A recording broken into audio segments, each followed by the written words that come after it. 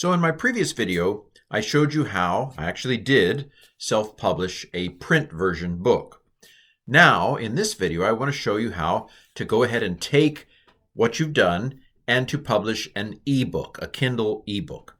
And when you've published the paperback or hardback version, and you've submitted it, I did a hardcover, your hardcover has been submitted, this nice little card will come up here, and it basically says, publish your book as a Kindle ebook, start your ebook now. I would highly recommend you doing it. Why? Because it will pull all of that information from the previous work that you've done for the paper or hardback, and it will fill in the blank. So let's go ahead and do it. Start your ebook now. Let's see what happens. All right, so here we are now with the ebook page, and it knows that it's in English. It's got the book title there. It knows that it's part of a series. It knows my name, believe it or not. There were no contributors, so there are no contributors. There's the description, is pulled it right over. I don't have to remember, what was that description I used? It pulled it right there. I own the copyright. There are the keywords. There are the categories. Isn't that wonderful? I don't have to, you can do age range if you want. I'm not going to worry about that. I'm ready to release my book now. Okay, save and continue. Okay, so we have very easily now filled out 1/3 of it. Okay, we're 1/3 of the way done. We're now ready for the next part, which is the upload the ebook manuscript. And I'm going to basically, if you remember in the previous video, before I started editing stuff for the print version, I saved it as a Kindle version, because what happens is when you do a print version, you kind of make sure that everything begins at the top of the page, that there aren't any extra spaces, and you save it as a PDF, so you're taking a picture of it so that it prints exactly the way it looks. Now, when you're with a Kindle book, an ebook, just the spacing is going to be different. It's going to go wonky, and so you want to start with a kind of a clean version and edit it specifically for Kindle. Okay, so now we're ready to upload the ebook manuscript. Now I'm going to go ahead and myself click on Add Digital Rights Management. What that does is it keeps people from just distributing the book. One person buys the book and they somehow can distribute it more easily. It puts a kind of a lock on the content. So if somebody wants the book, they have to buy it. I'm sure there are workarounds out there, but it doesn't hurt. So now we've got to have not the manuscript that we used for the printed version, I wouldn't say. I'm going to have a separate manuscript for the Kindle version. Now, if you remember, when I had my print version pretty well set out, I went ahead and saved it as a Kindle version for me to come back to and work on later. And when I have it ready, we're going to upload it. But in my mind, it's not ready. So here we are. Let me show you some of the changes that I make. See, I saved it as Kindle. Some of the changes I make. Well, first of all, I don't know that it does any good for the title to appear, way down on the page in Kindle. So I'm going to pull things up to the top of the page for the Kindle version. I'm going to pull the copyright up toward the top of the page. We'll get to see what this looks like soon enough. I'm going to use the same basic cover, so I'm going to leave that there. So, and there's no need to have all this dead space. So I'm going to go ahead and pull the contents toward the front. Now, what I'm going to show you in a second, and this is going to be quite a bit of work, but I'm going to go ahead and link all of these articles to the actual sections. There are 100 of them in this book, so that's going to be a pain, but I'm going to do it. I won't make you sit through it all. But so here we have, these are going to play out however they do. It's important for there to be a clean break between these pages so that it shows up right. Now, how much did I do? Did I do maybe one or two? Let me make that consistent. Basically, I'm going to go through this document. I won't make you sit through it all. And I'm going to pull, so for example here, because there's no right and left page anymore, I'm going to go ahead and pull, that on up to the next page. So there won't be any blank pages for the Kindle version as I do it. So hold that thought while I do a little editing, and I'll come back when I have something interesting to say. I thought I'd just mention that you notice that in the paperback version, when I had an extra space here, I deleted it. But I want to leave those in the Kindle version because I don't know how this is going to show up. And by the way, all these footnotes will become endnotes in the Kindle version. So I'm leaving that space there because it may be that in the Kindle version, that's in the middle of the page. So while I adjusted those things for the paperback version, I don't adjust them for the Kindle version.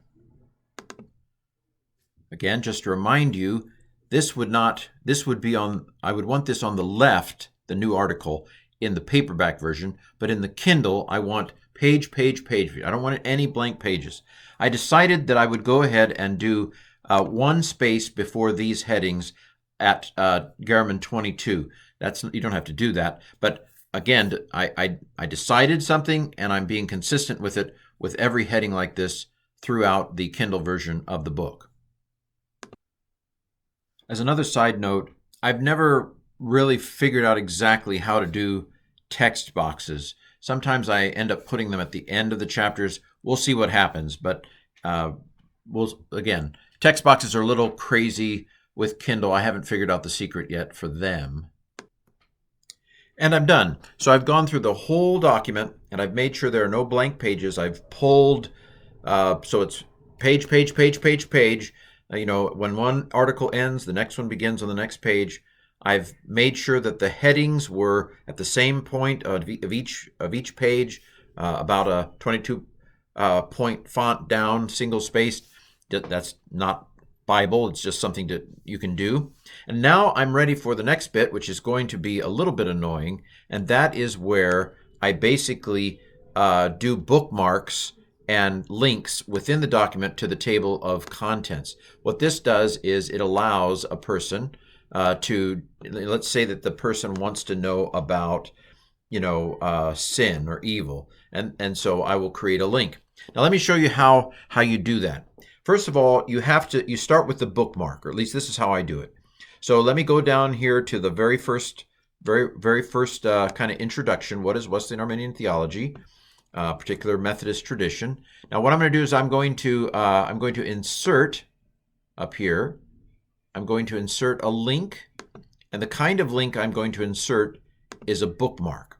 And I'm just going to call this Wesleyan. It doesn't matter what you call it, but that's easy. I usually use something in the title. So I've added a bookmark. So there's a bookmark there. So now if I go back up here to the table of contents, and I go back to that one, what I'm going to do is I'm going to insert now a hyperlink to that bookmark. And again, this is very easy to do if I can get there. So Introduction to Christian Theology. Actually, I realize I don't have that section. So let me add that. Hold on a second. Okay, so I added this kind of preface. What is Wesleyan Arminian theology? Now here's what I'm going to do. I'm going to go ahead and I'm going to highlight it all.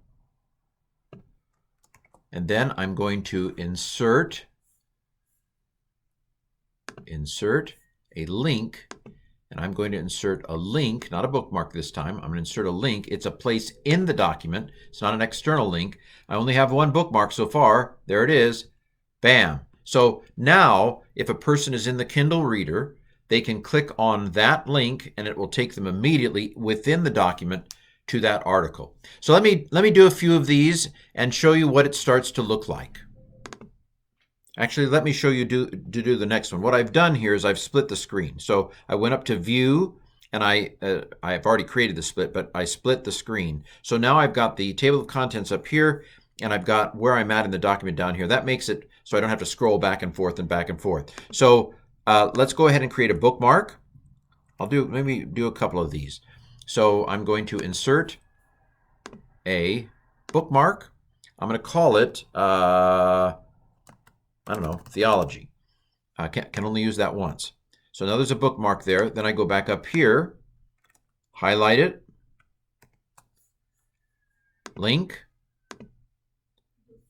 theology. There it is. And now I've got a link to there. Let me do one more, and then I'll do the brunt of it on my own time here. So start with the faith you have. That's number 2. So I'm going to go ahead and I'm going to bookmark it. Doesn't matter what I call it. I'm going to call it faith. Why not? Faith. Bam. So now I go up here and I'm going to hyperlink it to that bookmark. Start with the faith you have. Link, faith, and we've got another one. Okay, I'll be back when I've done a little bit more and save you the boredom of me going through the other 98.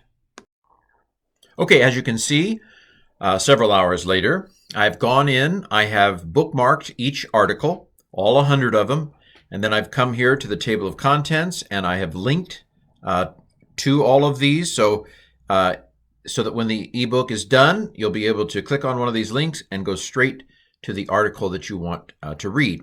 So we are now ready to upload our manuscript into the Kindle publishing process. So I'm going to go ahead and close this because sometimes things don't upload if they're open.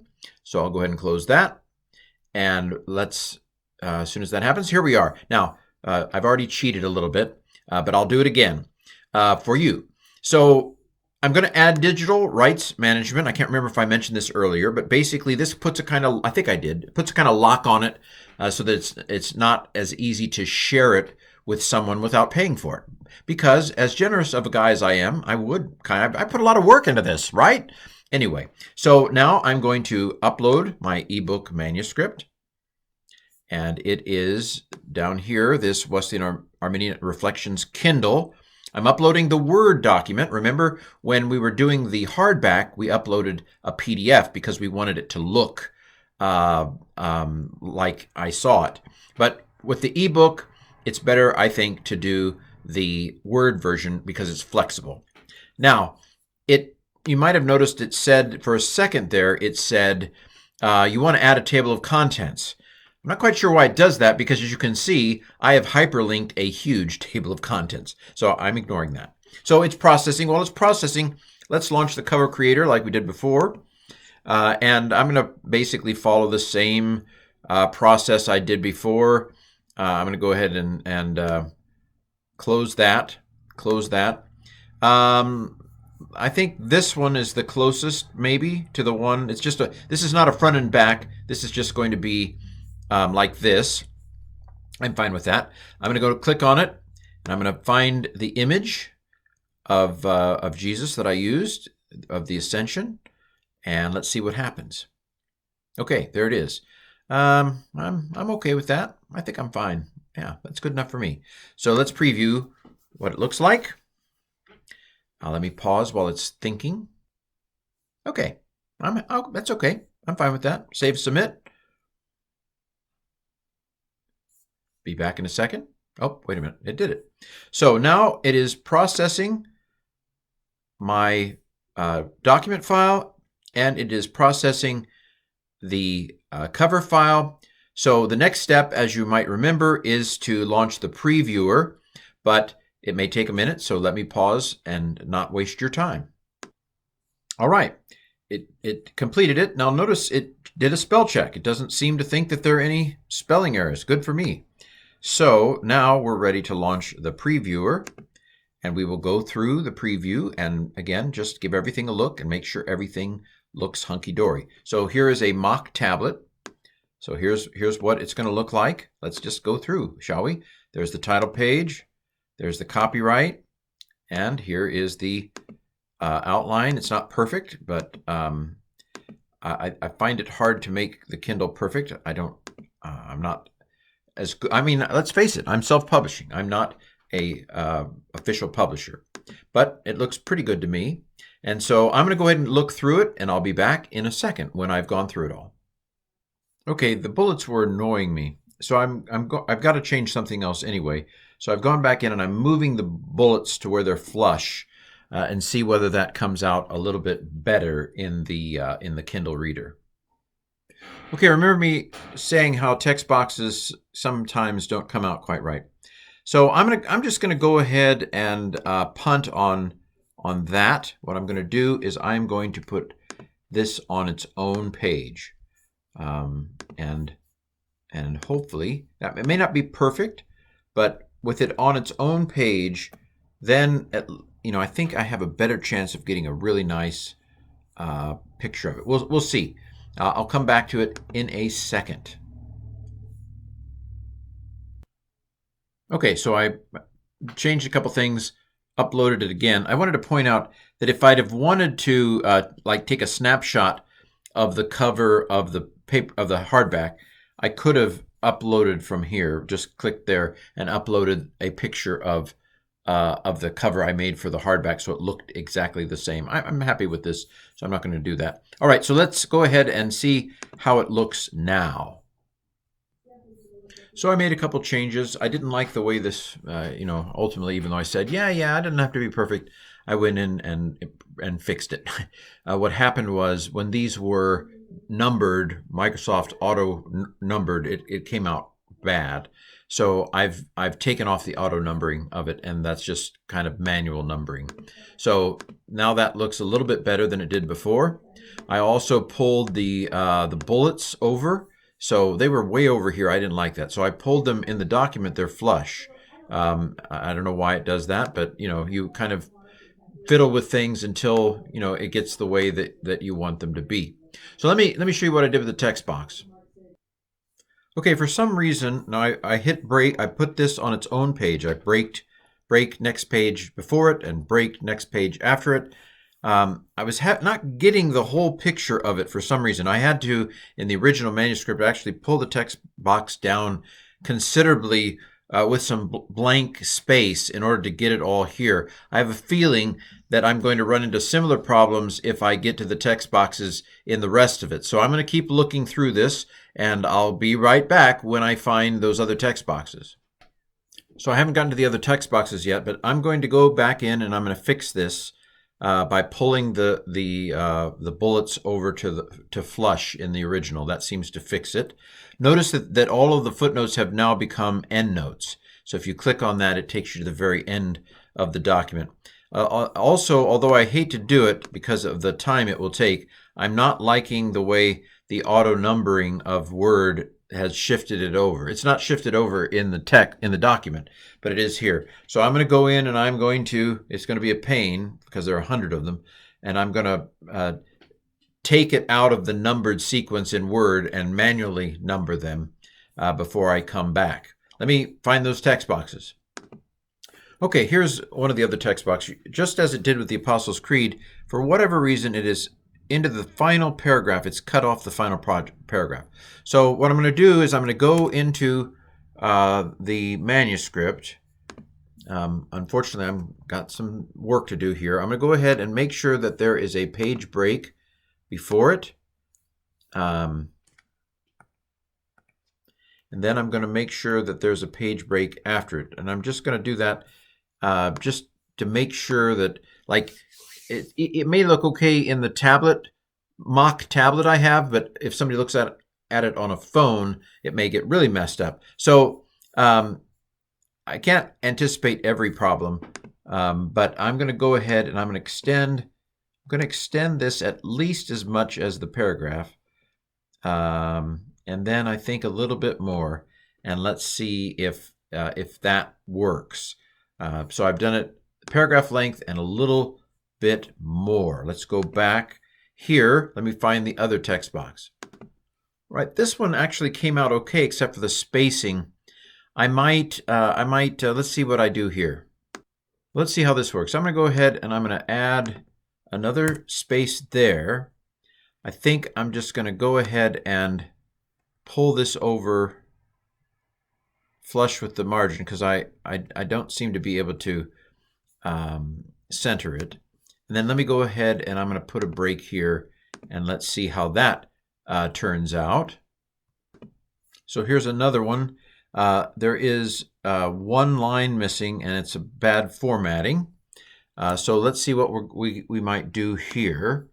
Again, I think I'm going to add a thing there. Oh, that didn't really happen the way I thought it would. Interesting. Let me pull it down. How's that? And then I'm going to go ahead and hit next page for that. And then to make sure that I get that individuals there, I'm going to go ahead and extend this down just a little bit. Okay, so I think there's maybe one more text box.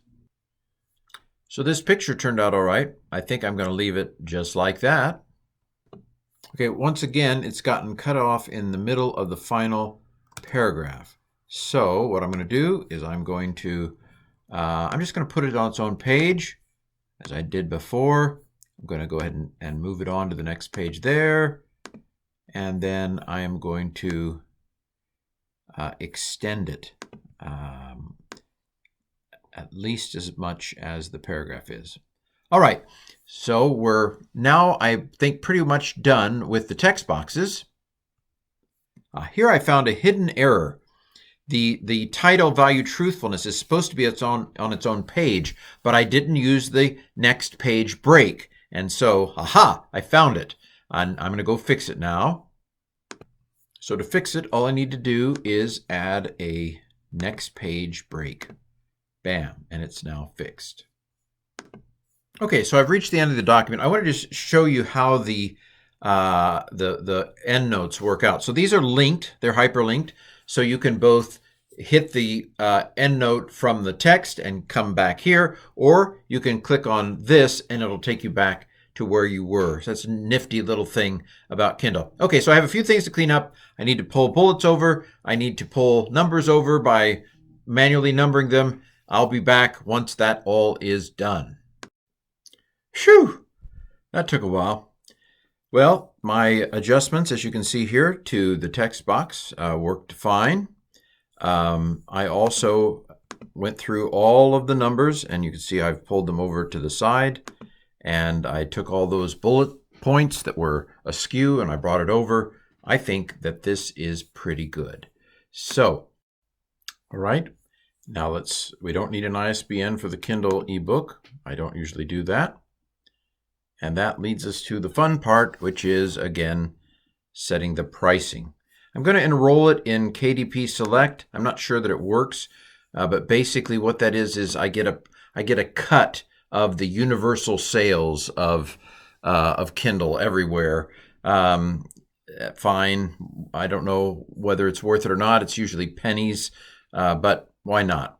I'm going to go ahead and hit 70% royalty. I'm not sure, frankly, what the difference is, why somebody would do, I'm sure there's a motivation to do 35%, but I'm always like, well, sure, I'll do 70% royalty plan. Okay, so my ebooks were, I think, $5.99. So that's basically $28 if you've gotten all the ebooks thus far. So why don't I just do $24.99? Why not? It must be, oh man, to do the ebook, it has to be very inexpensive. Wow. Let me see. Okay, now I'm going to do 35% because basically this is a bigger book. All right, so let's see. We've got it all there. I'm going to publish it. Ready to go? Now we found out why to do 35%, that you can't do, it has to be under $10 for you to do it at 70%. So I'll do 35%, fine. And hit publish, and it's a done deal.